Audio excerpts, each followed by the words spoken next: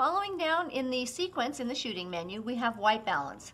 Now I've already gone over that, so I'm not going to go over it again, but just like I'd mentioned before, some of the settings in the menu are accessible out here on the external buttons and dials. There if you need it though. Exactly.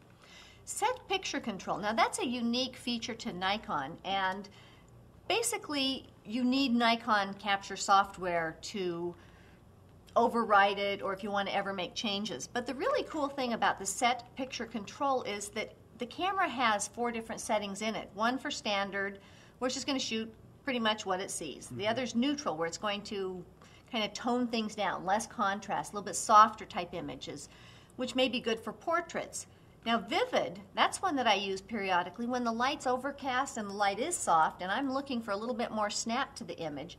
I'll kick it into vivid. And another option is monochrome. So you could actually do black and white imaging within camera. Again, once you get into into Nikon Capture with your raw files, you can go back and tweak some of those if you want. I prefer to do everything that I can in camera to get the optimum resolution, quality, and less time in front of the computer. These are all overrideable. You can use either the default settings that Nikon offers, or you can go in and adjust them up and down. The other thing that's cool about them is that you can actually go online and Nikon has additional picture control settings that you can download and insert via a card into the camera. I didn't know that. They do. Now manage picture control is where you do all that. You can tweak the ones that are built in, but if you go to manage picture control, I can actually load the ones that I've mentioned from Nikon, or if I happen to have some settings that Brad wants, I can simply put a card in my camera, tell it to load it, take the card out, hand it to him, and he can load all of those same settings that I have within his camera. Now, Laura, as I'm punching buttons on the back of my camera here, on the option above that, set picture control, if you go in and highlight one of them and then push the cursor to the right, it takes you into the adjustment so you can adjust the sharpening, contrast, brightness, saturation, and hue of each setting. Is there any difference in doing that there as opposed to doing that in Manage Picture Control and then Save Edit?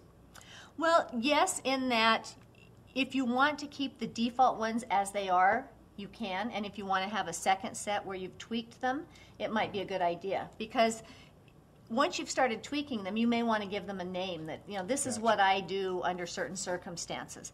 Now, you can do it and just leave it and know that Vivid has been tweaked a little. And in fact, even in the standard setting, I have mine set to slightly sharper than normal, because I find I'm always having to do a little bit of sharpening because the low pass filter in the camera has a softening effect.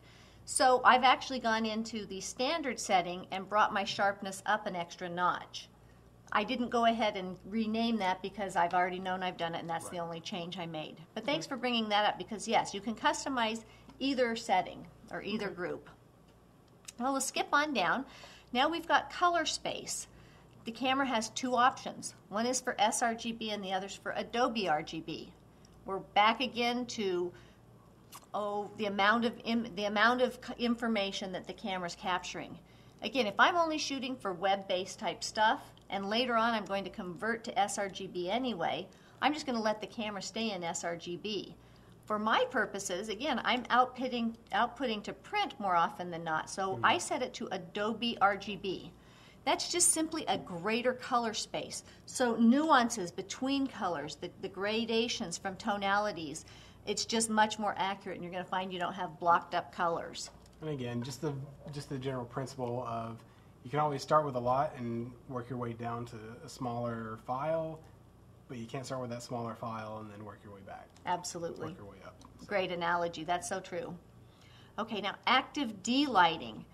That is, we've talked about how the camera has a limited capability of capturing tonal range tonal range. So basically, cameras can capture about 5 stops of light, which is why traditionally photographers always shot sunrises and sunsets, because the sun was low in the sky, the light falling on the subject was very even.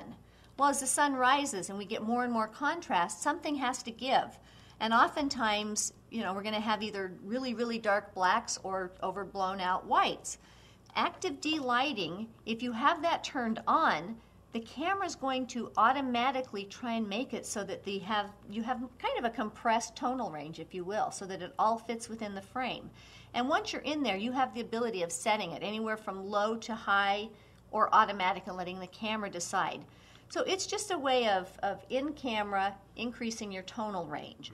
Again, I have other ways of doing that myself, and I tend to do that type of work later on in my editing software. But that option is available to you. Now, vignette control. What that allows you to do is occasionally there will be a lens or two that just the way it's designed and built, it doesn't quite cover the full area of the sensor. It actually gives you the image. Darkened corners. Exactly. So, and if you stack too many filters on, you'll see this as well. Well, if you find that you've got a lens that's giving you that kind of problem, you can simply go into the vignette control and make adjustments. If you're not sure where to set it, it's real easy. You just pick one, take a picture, start with low, just keep moving on until you see those dark corners disappear. That way when you get back into the editing software again, you don't have that vignetting. It doesn't correct for too many filters. It's more just how much area on the sensor the lens covers. And you want to be aware of changing that setting whenever you change lenses, because every lens is different. So like right now we both have 24-70s on here. We might be set to a normal setting, but then we put a different lens on and it has more vignetting. So we adjust for that and then switch back to this later. It's going to mess with the right, way they'll the have image the looks. opposite effect. Yeah. So definitely, when you make these conscious settings in the menu, make sure and put a little mental note so you go back later and take them out when they're not needed. I think though, if you shoot in RAW and then take the RAW image into Nikon Capture NX2, then there's a setting in there that you can sort of adjust the vignette control. Yes? Yes. I think so. I think you're absolutely right. So again, another great reason for shooting RAW.